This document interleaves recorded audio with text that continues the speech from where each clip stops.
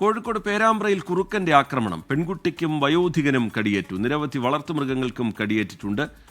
Sameer C Muhammad കോഴിക്കോട്ട് നിന്ന് ഈ വാർത്തയുടെ വിവരങ്ങളുമായി നമുക്കൊപ്പം ചേരുകയാണ്. സമീർ, കൂടുതലായി ലഭ്യമാകുന്ന വിവരങ്ങൾ എന്ത് സമീർ?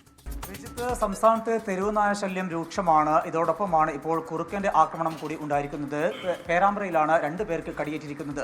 രാവിലെ 8 മണിയോട് കൂടിയാണ് ഈ സംഭവം ഉണ്ടായത്. വീട്ടിൽ കിടന്നുറങ്ങുകയായിരുന്ന കുട്ടിയെയാണ് കടിച്ചിരിക്കുന്നത്.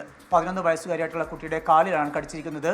ഈ കുട്ടി അവരുടെ ബെഡിൽ കിടക്കുകയായിരുന്നു. ആ വേളയിലാണ് വാതിൽ തുറന്നിട്ടിരിക്കുകയായിരുന്നു. ആ വേളയിലാണ് വീട്ടിനകത്തേക്ക് ഈ കുറുക്കൻ ഓടിക്കയറുകയും ഈ കുട്ടിയുടെ കാലിൽ കടിക്കുന്ന ഒരു സാഹചര്യം ഉണ്ടാവുകയും ചെയ്തത്.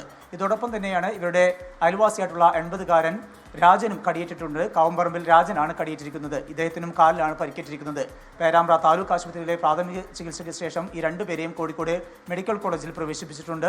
ഇവർക്ക് ഇപ്പോൾ കുത്തിവയ്പ് എടുത്ത ശേഷം വീട്ടിലേക്ക് മടങ്ങിയിട്ടുണ്ട്. പ്രദേശവാസികളെല്ലാം തന്നെ ഈ കുറുക്കനെ കണ്ടെത്താനുള്ള തിരച്ചിൽ തുടരുകയാണ്. പക്ഷേ ഇതുവരെയും കണ്ടെത്താൻ കഴിഞ്ഞിട്ടില്ല. വലിയൊരു ആശങ്കയോടുകൂടിയാണ് ഈ പ്രദേശവാസികൾ മുന്നോട്ട് പോകുന്നത്.